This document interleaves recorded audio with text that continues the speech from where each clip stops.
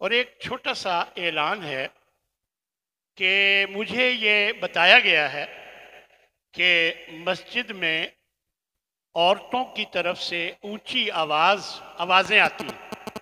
یہ تو بہت غلط بات ہے۔ نبی کریم صلی اللہ علیہ وسلم نے مسجد میں اونچی آواز سے بولنے سے بھی منع کیا۔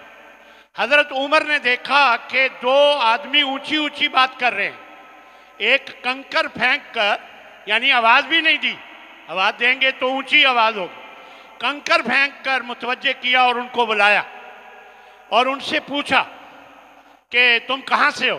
انہوں نے بتایا فلاں علاقے سے، اور اگر وہ کہنے لگے اگر تم یہاں سے ہوتے تو میں تمہیں سزا دیتا، تم نبی صلی اللہ علیہ وسلم کی مسجد میں اونچی آواز سے بات کرتے ہو۔ تو ہر مسجد میں اونچی آواز سے بات کرنا منع ہے۔ چہ جائے کہ عورتوں کا اونچی آواز سے بات کرنا اور مسجد میں ادھر مردوں کو سنائی دے، یہ انتہائی نامناسب ہے۔